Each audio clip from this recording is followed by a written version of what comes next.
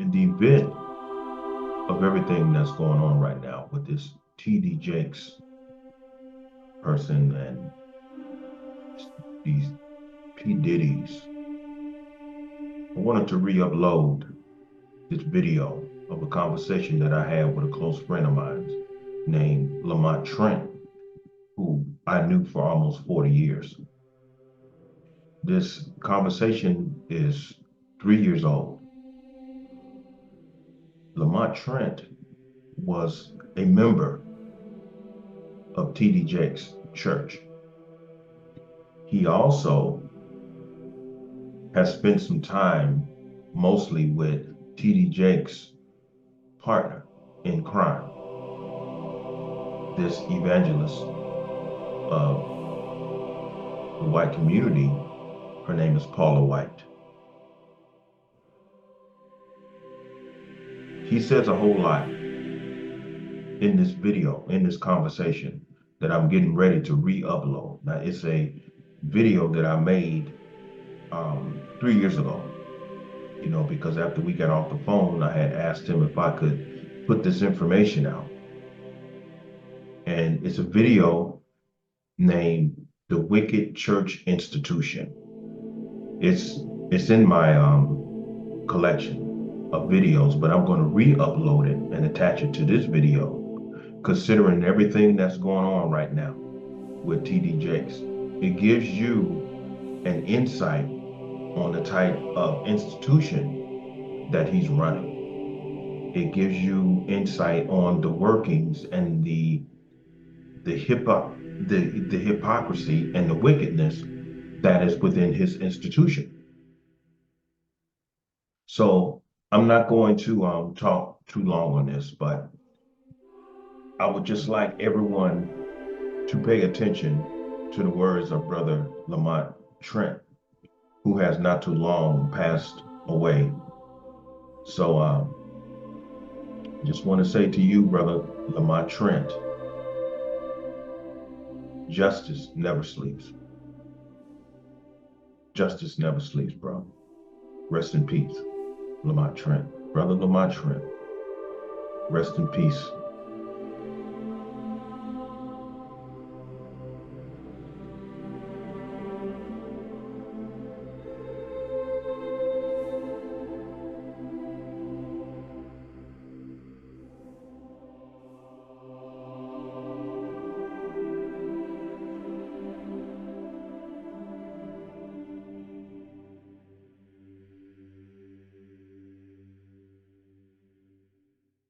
Man. Hey, how you been, man? What's up? Cool. You in Los Angeles now? Yeah, been here for a while. Oh, okay. I thought you were in another area doing security. Yeah, I moved around a lot. Yeah, I talked to you. I was in San Clemente. Sacramento. San Clemente. Oh, okay. That's right. You know where Laguna Beach is? No, I'm not that familiar with California. Oh, well. Not Southern California. It's between Laguna Beach, between Orange County and San Diego. Oh, okay. That's where I was, but it's too hard to live there. Mhm. It's for rich people. Yeah. You know what I mean? And LA is an easier place to live. Oh, okay. Because there are just all kinds of stuff that it's just easier to live. Mhm. So I came back here, but when I get a chance, that's where that's where I would like to get an apartment and get a job, and you know what I mean? In LA? No, San Clemente. Oh, okay. It's nice, man. It's beautiful down there. I like it. And it's calm. Mhm. LA is wild, man. Yeah, it is. Always has been. LA is wild, bro. It's wild, man. You talk about demons. Mhm. Jesus. You know what I mean? Mhm. But hey, bro, you have a minute? What's that? Yeah. You got a minute? Yeah. What's up? Okay, I wanna explain the situation. I wanna explain this to you. Okay. Now it's very long. I'm So cool. If you got time and while I'm explaining it, just let me get through it all if you can. Go ahead. Is that all right? I'm listening. All right. I left Las Vegas, right? Mhm. And I went to I went to Rhema Bible College. Right. Now, when I left Las Vegas, I didn't know the differences between prosperity gospel churches, word of faith churches, and regular churches. I thought they were all the same. I didn't understand. I didn't know. So I ended up going to Rhema Bible College in Tulsa, Oklahoma. Right. That is one of the churches. Its founder, Kenneth Hagin, was the founder of the prosperity gospel. Okay. Health, wealth, and life. God's going to make you wealthy. God's going to make you healthy. You know what I mean? I didn't know that. So these people literally teach you. If you have sickness in your body, you don't have faith. You don't have enough faith. If you're poor, you don't have faith. Right. If you don't give, you're not exercising your faith. And these people believe it. I mean, it was wild. And what I ended up learning was how the prosperity gospel started, how it got started. You know what I mean? Without even realizing it, I was learning how it got started. And what happened was that I have a bladder disease. I go to the bathroom 15, 20 times a night sometimes. Okay. It's brutal. It's brutal. You know what I mean? So I was going to school for 8 hours a day.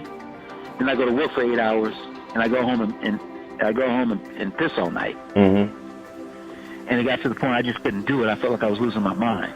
You know what I mean? And they told me, they were like, look, after the first year, they were like, look, we like to have you back, but you need to get your health together. And, you know, they prayed for me, put the oil, they did it all. And they basically told me, not they tell me, but they basically insinuated that, you know, there's a problem in my faith. So after that, I'm like, you know what? I don't need this. So I thought to myself, I said, wow, you know, I've always wanted to live in Florida. You know what I mean? So I got online and I started looking up churches in Orlando, because for some reason I just wanted to live in Orlando. And I ended up coming across Paula White. Now I never heard of her. Yeah. Never heard of her. You know what I mean? Didn't know who she was. Yada. I got online and I started reading about. I didn't really read about her. I read about some of her testimony, but I didn't really read about her past. You know what I mean? But I read about some of the testimony and the pastor at New Destiny Christian Center in Orlando, where he ended up dying of an overdose. Apparently he had another life. Right. He was going to New York and having sex with strippers. And he ended up dying. They still don't know what the substance was, but he died. So instead of giving that church, he had a wife and 4 kids. Instead of giving that church to his wife and 4 kids, the board hired Paula White. Right? And there was a great big split. If you go online and read all about it if you got time. But there was a great big split, and you know, the police had to come, and it was pretty wild. So I'm reading about this, and I'm thinking, okay, well, this Mike, I think crazy, bro. Sometimes the way I think, I'm asking God to heal my mind, because I make decisions sometimes that, Jesus. But what I was thinking was, I'm like, well, damn, this church has been through hell, you know, and they must be some really down to earth people. I thought about the hell that Paul had been through. Wow, they must be some really down to earth people. So I'm like, okay, well, you know, I was on the floor, so I moved to Orlando and I started going to that church, right? And what I found was, even after all of that, no, those are the most arrogant people I've ever seen in my life. Well, I started sitting in there listening listening to them, and I'm going, oh, I mean, Paula, to get up there and talk about how cute she is. Mm-hmm. You know what I mean? And the other guy, and what the other pastor was African guy is like, I'm bad to the bone. I'm this, I'm that. I'm sitting there going, my spirit couldn't swallow it. And then there was the money. I mean, I thought ICLB was bad. No, these people take an offering every 10 minutes. It's just, that's the way it seemed. And what I realized is that she is the prosperity gospel. She is it. Mm-hmm. And I'm sitting there, and now it's like, okay. Now here's the thing, David. I have a gift, right? Mm-hmm. A spiritual gift. It's worship. And when I go down to the altar and worship, God shows up.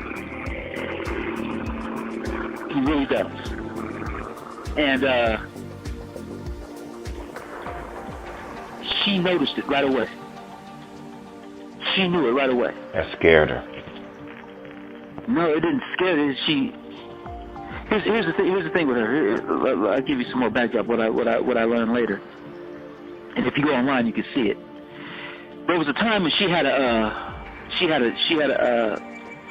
church in Tampa. And at the time, it was the second largest church in America. Her and her husband had it.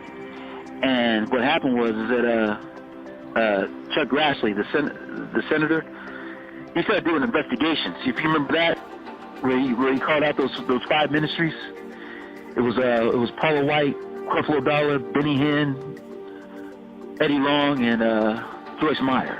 Mm-hmm. He started investigations into how they got how they got their money and what they were doing with it. So everything started going bad for her, and her and her husband ended up getting a divorce,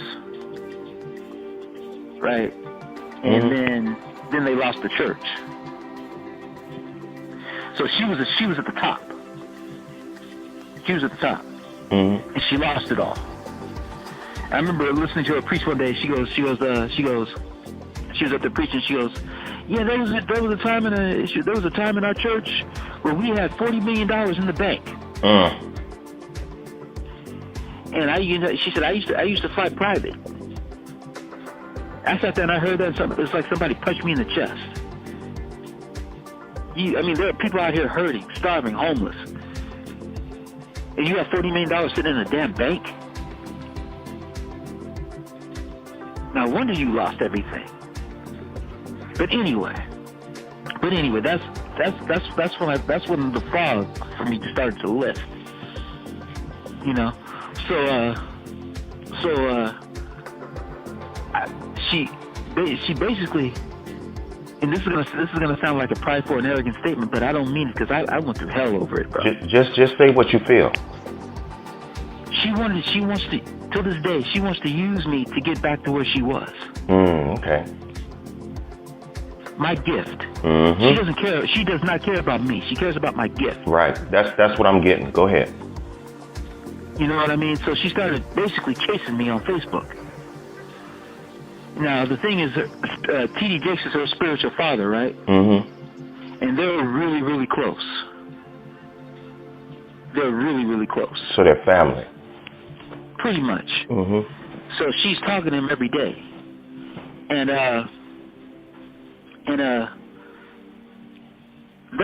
they'll never talk to me face to face. What they do is they send me these videos. Right? And they post stuff on Facebook, basically telling me, we're gonna bless you. We'll give you some money.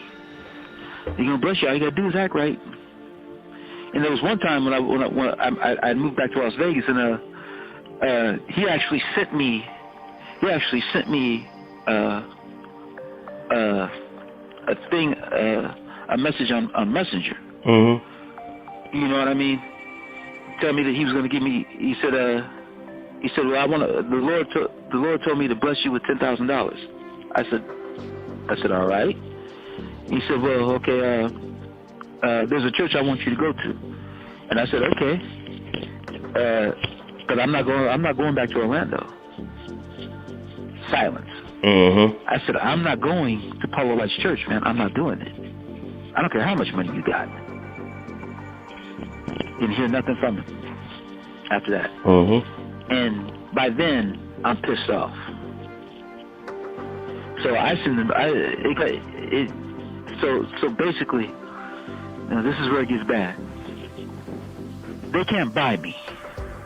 They're used to being able to buy people.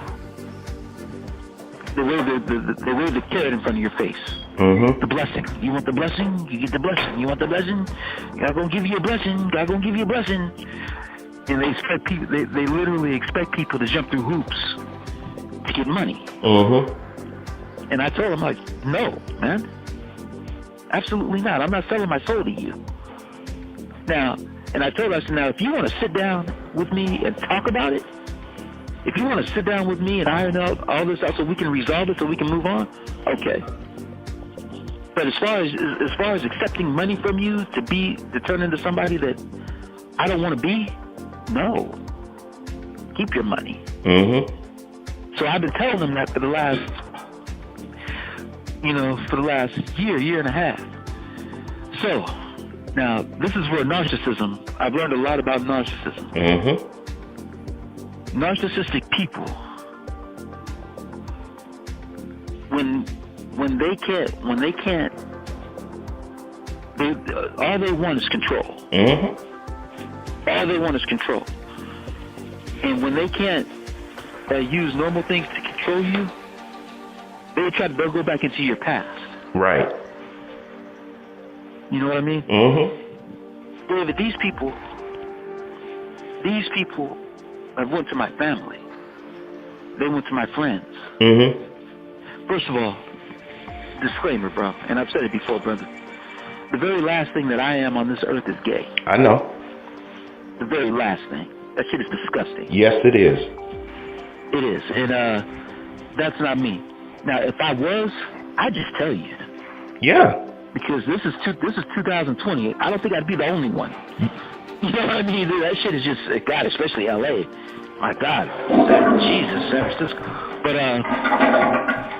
that, what, so what she has the son, right? Mm-hmm. Brad. And Brad is a psychopath. He's not just a narcissist, he's a psychopath. Mm-hmm. He's gone back into my life and told people lies. He's basically lied to them. Mm-hmm. And what he does is he'll lie to you to get you on his side. Mm-hmm. To get at me. And that's what they've been doing. Okay. You know what I mean? That's what they've been doing. And it's like every day they go through this, and at the end of the day, it comes out the same, because I've never had sex with a man before in my life. Lamont, I wanted to. You don't have to tell me that. I've been knowing you since the 80s. No, I'm not telling you that. What I'm saying is that that's what they're doing. Right. They're trying to prove something that doesn't exist. Mm-hmm. You know what I mean? They're trying to find evidence on something that doesn't exist. Right. And it's insane, David. It's insane. Mm-hmm. You know what I mean? I'm going, and it's to the point where my family won't even talk to me, but they won't tell me why. Mm-hmm. You know what I mean? Because he's basically he's went to them and made up things. There's some people I was dealing with in LA. He got in touch with them and told them lies. So here I am, and it's like, what they've done to the gospel of Jesus Christ, it's evil, man. Mm-hmm. It's evil, bro. I'm not talking about what they've done to me personally. I'm talking about what they've done to the gospel. Mm-hmm. If you ever been to LA before? Nope. There's a place, I know you've heard of it. It's called Skid Row, right? Yeah, I heard of that. It's the most disgusting place I've ever seen in my life, man. Women actually sit down and use the bathroom, number 2, in front of everybody. Dang. People live there, they're tents for miles. for miles. People literally sleeping in garbage on the sidewalk. When I go down there, I might even go down there today. But I'll send you some videos. Okay. It's the most disgusting thing you've ever. It's literally like the apocalypse. Like the bomb went off, and this is how people are living. Wow. It's unbelievable. Desolate, huh? Oh my God! Jesus, bro. Go ahead, I'm listening. And yeah, so every time I go through there, I'm just like, okay. And now what you have is you have some churches that'll come in, they'll feed people, and then they leave. Mm-hmm. Drop off the food, they go. Mm-hmm. But other than that, Christian people don't care anymore, man. No, they don't. All they care about is building their little kingdoms. Mm-hmm. Bishop Jakes wants me to go to his and I was gonna do it too. Go to his daughter's church out here in L.A. But she's fine too. But they have a church, the Potter's House, L.A. And he wants me to go there. Mm-hmm. He wants me to go there now. Monitoring. And I'm like, no, man, no. And I sent him an email. I'm like, you are not turning me into you, bro. Mm-hmm. You don't have enough money to get me to turn into you. Because the man is a wolf, David. Yeah, he is. I know. He is a wolf. I mean, my God. Mm-hmm. You want to talk about he's sick, bro. Yeah. I mean, God forgive me, but it's true. Tell the truth. Because I've gotten to know him. Mm-hmm. He's very, very unhealthy, bro. Mm-hmm. Very unhealthy. And not only that, he's very guilt-ridden. He's the one. He started sending me these videos about tithing, and they're not videos on why you should tithe. They're basically videos on it's a lie. Mm-hmm. And he sent them to me. Yeah. He sent them to me, but it's a lie. Mm-hmm. All of that. There is nowhere in the New Testament where Jesus or Paul or anybody said you have to give 10%. There's no place. No, I can tell you. And in the Old Testament, poor people, the people that were poor, they didn't even tithe. And the people that did tithe, that was for the priest to keep the temple, to take care of the poor people. It was like their taxes. And they didn't do that. You know, so you get over to the New Testament. Jesus died because we could not fulfill the law. That's why he came. He died so we don't have to live by the law. So when you sit up there and tell people to practice the Old Testament, you're lying to them. You're lying. You know, and there's nothing wrong with asking for money. You just call it what it is. It's a free will offering. If you want to give, you give. Mm-hmm.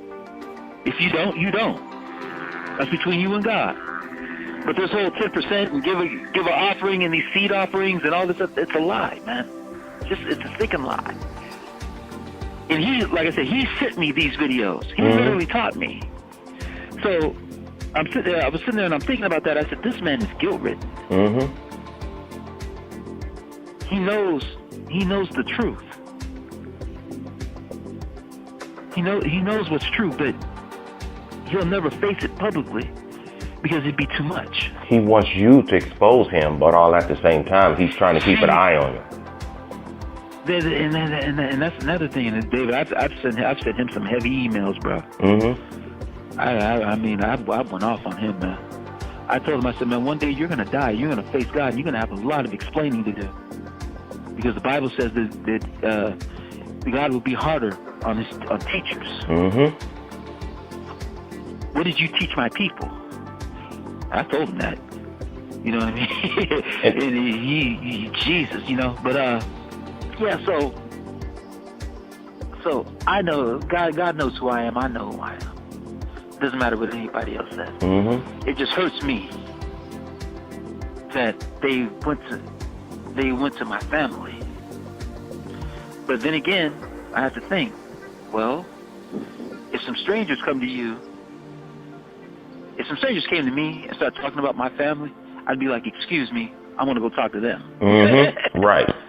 you know what I mean? Mm-hmm. You know what I mean? Now, if they can't, if my people, my family can't come to me and ask me questions and yada yada, then even though they're my family,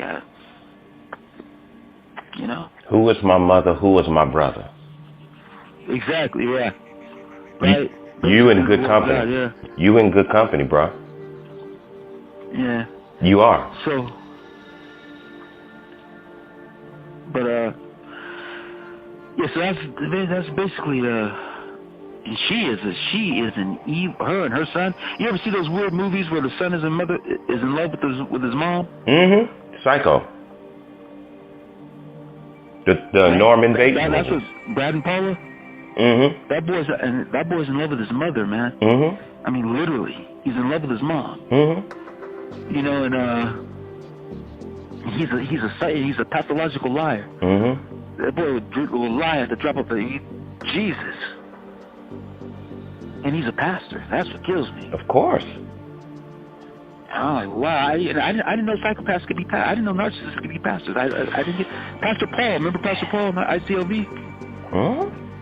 He's a narcissist. Why does that surprise you, Lamont? It doesn't now. Okay. But like I said, when about a year and a half ago, I was talking to my sister. You know, when she was talking to me. Mm-hmm. And I was telling her this, and she said, Lamont, she doesn't even believe in God. She goes, Lamont, it just sounds like you've been on a journey. Mm-hmm. You've been on a journey. And then I stopped, and I said, that's exactly what this has been. David, like I said, when I left Las Vegas, I had no clue. Mm-hmm. I had no clue. I just thought church was church. You know what I mean? So now it's like, okay, now that I've experienced, man, you know. Mm-hmm. So where I'm at now is like, you know what? The lone wolf thing doesn't work though. Mm-mm. Let me ask you something. You gotta find people. Let me ask you something. If you remember when he said, "Forgive them, Father, for they know not what they do." Yeah. Why isn't that they don't know? And then you go back to John, that scripture that I showed you, where it says, "And they will be made to think they are doing God's service." Who was he talking about? He's talking about the pastors. The reason why the people are lost is because of the pastors. This is the reason why he said, I am the good shepherd. Tithing means good deeds. That's all it means. It has nothing to do with money. Nothing. When the Jews or the religious institution,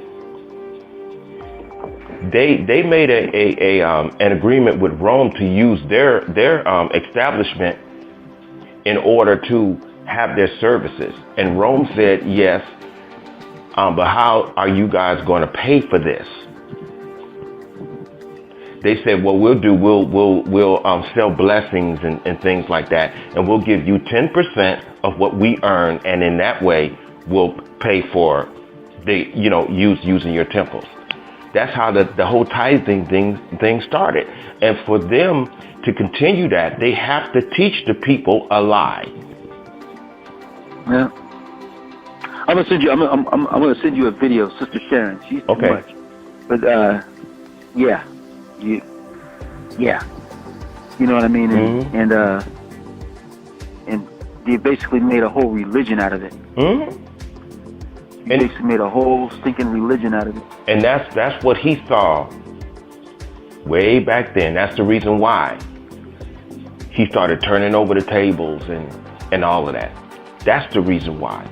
He said, of course, you already know, this is a house of prayer, which means a house of refuge. This is supposed to be a place where people who are in pain and who are lost and confused, this is supposed to be a place of refuge where people can come and and express themselves and vent and find answers. People are not doing that. And it's not the people's fault. It's the pastors. This is why he said, forgive them, for they know not what they do. This is why he said you have to forgive the people. It's the pastors that God's going to deal with. It's going to be them. This is why I kept telling you, stay away from the people. Stay away from them. Don't blame the people, blame the pastors. And just like he said, you shall know them of their fruit.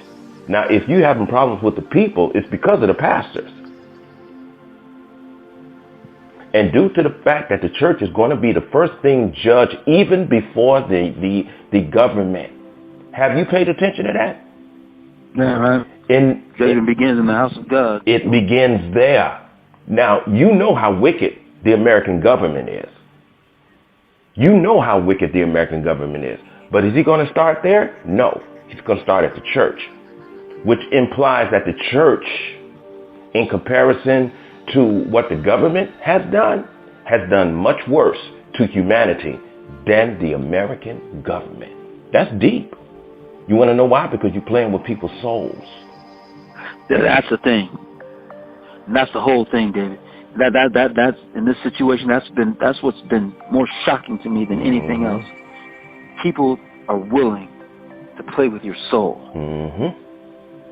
Those are the devils. Those are the wolves in sheep clothing. That takes something. Those are the wolves. You want to play with somebody's life, their entire life. Those are the wolves in sheep's clothing. This is why I tell everybody, that's not a place you want to be. Because it's not only something that you read and believe. It's something that I saw this. I saw it. You see, and that's what I mean. I had to go through this to experience it. Because when you experience it, then you get it. You get it. This is evil. And you want to know something? It's evil. That punch, that real hard punch in your chest, you want to know why it had to impact you like that? You know what's coming. It's because you did not want to accept it. And then so God said, okay, well, I'm going to have to hit him real hard for him to get it, but he's going to get it. And God made you. God knows what it takes.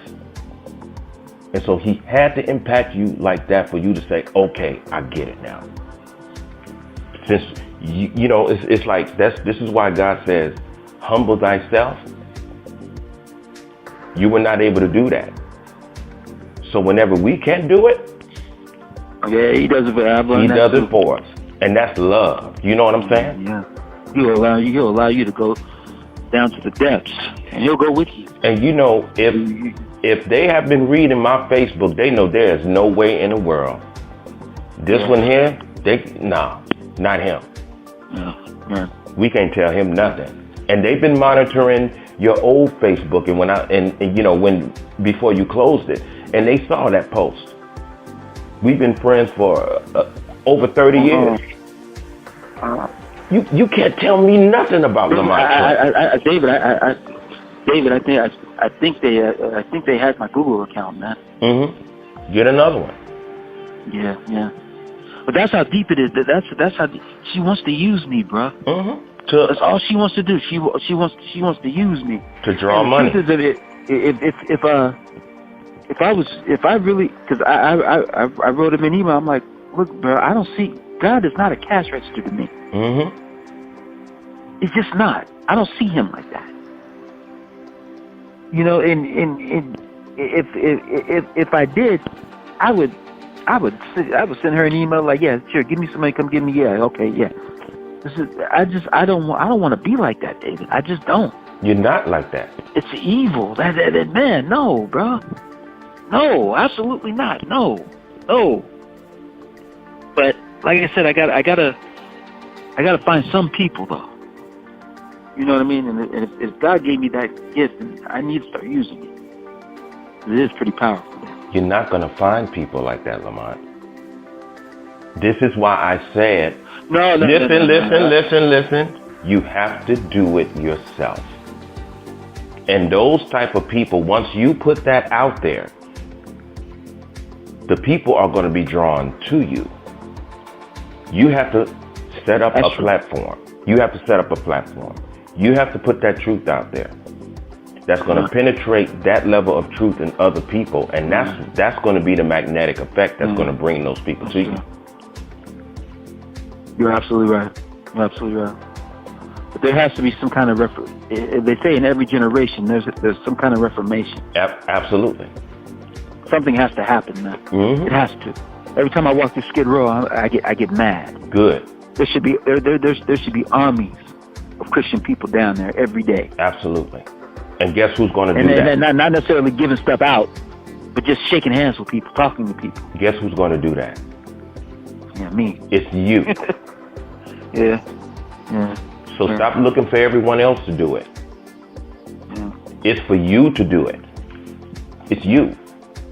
It's always been you. Seriously. I ain't playing. I just want to know how to start. There is no how. Just do it. You're right. And you're right. Choose your words wisely. When you said, I don't want to be like that, you know what that means? It means somewhere I'm considering it, right? Right. Just say, I'm not going to do that. And I'm not. Because you know how I am. I'm 56 years old, and David Brayboy will die. All right? And I've died before, so I don't care. You know, not too long ago,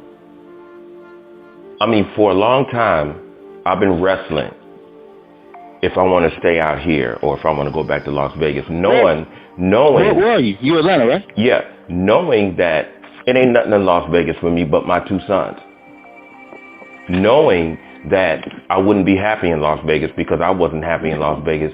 That's the reason why I came here. I wanted my life settled and blah, blah, blah. You know the story. But you want to know what stopped me from wrestling with that whole thing? It's when I went to the Dr. King church and the parade on my birthday. And I fell in love with this place. I was talking to the elders. I talk to the elders down there all the time. And I was talking to the people of Atlanta, and I was talking to the cops, and I was walking around, because I go to Dr. King's old church a whole lot because I get something every time I go down there. But the parade, and I'm looking at the people, and I'm looking at all of the protesters and people. We still have problems in the community, and not only problems, we have a lot of people who were demonstrating how successful they've been with their institutions in the parade. So that right there told me there's progress. It's not all bad. There is progress. And so as far as I was concerned, even though I've been out here since June the 5th, my birthday on the January the 20th was my first day in Atlanta. Chocolate City, huh? Yep. They like to go on everything down there, huh? No. Everything is just painted black. Wow. You know what I'm saying? Black people own a whole lot of stuff down here, but it's not like they've got a retirement plan or anything. They've got little businesses here and there, but they'll work their little businesses until they dead. Because they're little rinky-dink business. You will find very few black institutions out here that are considered wealthy. That's just like I know Evander Holyfield. I met him down here. Evander Holyfield owns 9 Waffle Houses, and he told me he's trying to buy 6 more. And so he's wealthy. He's rich. But you have a whole lot of black restaurants down here that these people will never get rich. They'll own something, and they'll own it enough in order to not have to work for anyone else. But if you're not putting money to the side for your retirement when you can demonstrate keeping your business going, what's going to happen then? You know, that's what you have to worry about. But, you know, I know that there's a purpose out here for me because I saw it on my birthday. And so that whole internal wrestling, staying or leaving. Oh, stay there, man, yeah. That's gone. Yeah. Is there a lot of work down there? Yeah. Yep. If you want it. I've been there. I've been through there. Mm-hmm. I didn't stop. Mm-hmm. Like I said, I just wanted to call and man, because these people, they literally had me feel like I was going crazy, bro. No, you're not going crazy. You're not going crazy at all. They are the ones that are crazy because they're trying to use your gift in order to attract money, to attract wealth. And that's the thing that's what doesn't sit in my soul well. Of course not. Knowing that. Mm-hmm. Knowing that, you know what I mean? Mm-hmm. Like I said, if that would have happened 10 years ago, mm-hmm. while I was in Las Vegas, right, and under the fog, mm-hmm. it would have been like, well, you know, whatever. But like I said, I had to go through what I had to go through in order to get it, to gain strength. Yeah, and really see that thing for what it see that thing for what it is. Mm-hmm. This man, I was watching a video last night. They said 40% of Americans now consider themselves nuns, non-affiliated. Mm-hmm. Non-affiliated with. Yeah. The church is losing people in droves, bro. Right. Good. They say 80%. They say 80% of kids under 18 will not go to church. Right. They won't go. You know what I mean? Something has to happen, man. The truth needs to come back. That's just like Pac had said. Real recognizes real. And it's true. And see, and with this generation today, you can't throw that stuff at them. And see, this is why I was telling people, even when I was speaking out in Las Vegas, that faith ain't nothing but a trick. That's the church's scapegoat for you to stay there and just keep trying and trying and trying. No matter how much you pray to God and you just fall out on the floor, they are always going to say it's your faith. You don't have enough faith and blah, blah, blah, blah, blah. They're going to always use that against you. The church uses everything against you. That's the reason why they are going to get hit first. Now, anybody who's going to get hit first before the United States government, you better get the hell away from them people. That's a good ass point, though, bro. I'm seriously. Lamont. That is a good ass point. Lamont, I need you to listen because this is serious. This is serious. This is not even funny. You know what I'm saying? I want you to see this. You know what I'm saying? Look at everything Rome has done. And then Great Britain has done.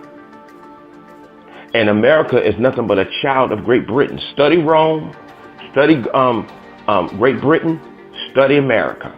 And look at everything those combining governments have done. War, conflict, genocide, and all of that. Pile all of that up. And then you compare it to what the church is doing. When you see that through the Creator's eyes, the Creator is going to look at the church because you're dealing with people's souls. It's not about flesh and who you drop a bomb on. I'll deal with that secondly. But what these folks is doing over here, that is when you seeing through the eyes of God. You know it. And when I saw that, I'm like, hell no, I'm not going in there. Because if God is going to hit the church before the United States government and Great Britain and all of them, bruh, you are not in good company when you sitting in there. They have done the greatest evil. So, Yeah, you're right. You're right. But yeah, thanks for listening, though, man. Yeah. Always. You the one acting like you don't know how to call her, brother. Yeah. Yeah, just pray for me though, man, because man, I don't drink, I don't do drugs, I don't. You know what, Lamont? You are gonna be fine. Just do it. I don't have energy anymore, man. Yes, you do. Yeah, I do. You do. I do. But yeah. Alright, that's gonna be alright. But yeah, like I said, I'm glad you like it out there, though, man. Yeah, me too. I'm glad that I like it too, because it gives me peace.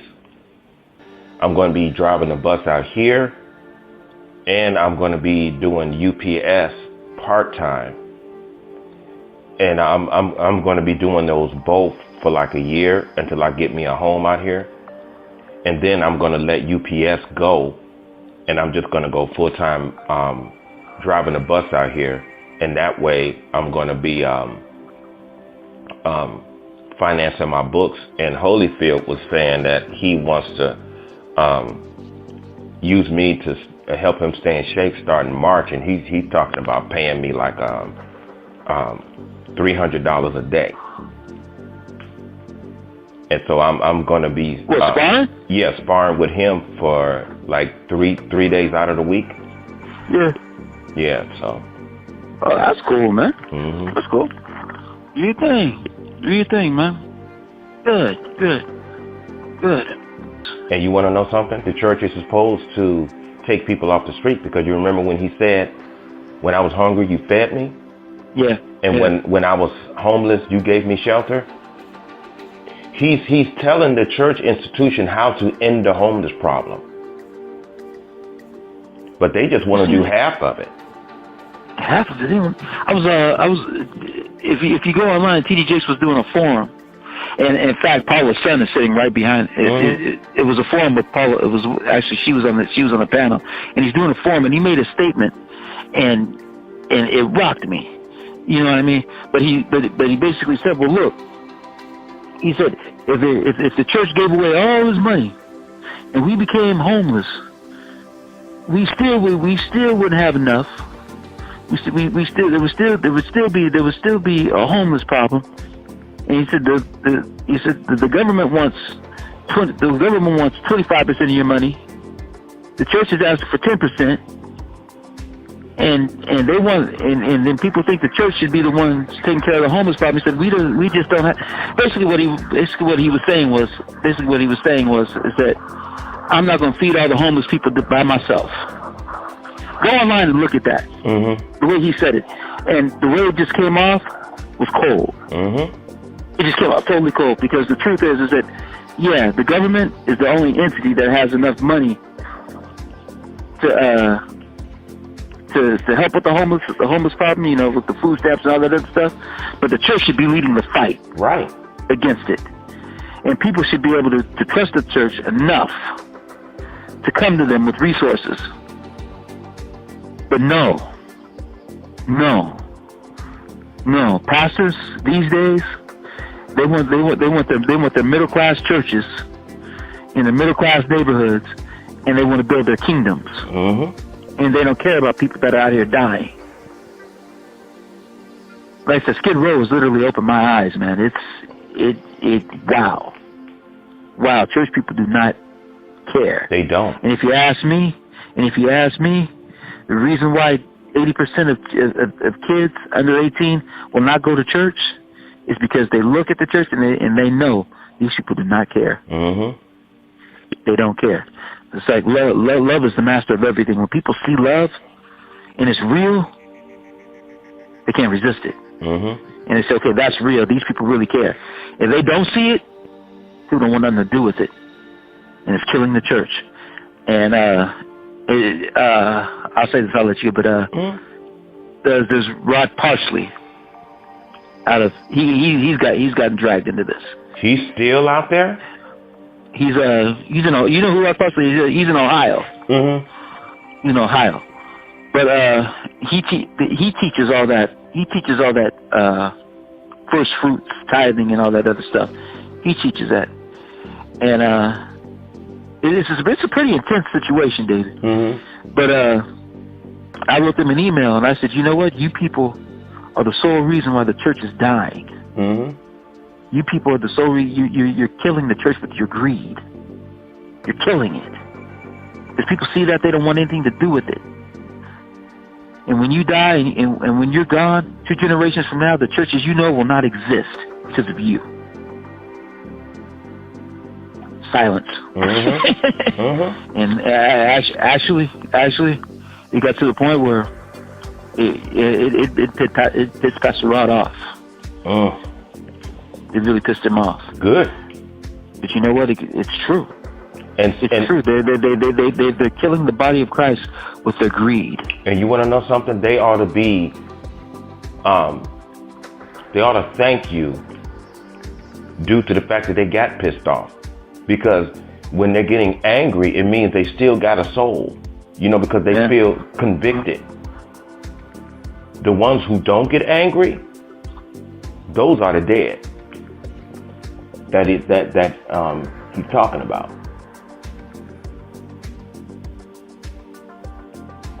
But it's good. It's good that you're seeing all of this now. Yeah. But you're absolutely right. It's that be the change that you want to see, right? Mm-hmm. You know what I mean? Yeah. Well, I gotta get up and get into life here. Okay, me too. So. Yeah. Thanks, like I said, thanks again for listening, bro. I appreciate it, man. Come on, man. I'm family. Yeah, I appreciate that, bro. Okay. All right, bro. Well, God bless you, man. You too. Praying everything works for you out there. It will. Stay in touch whenever you got time. I will. All right. All right, brother. Talk to you later.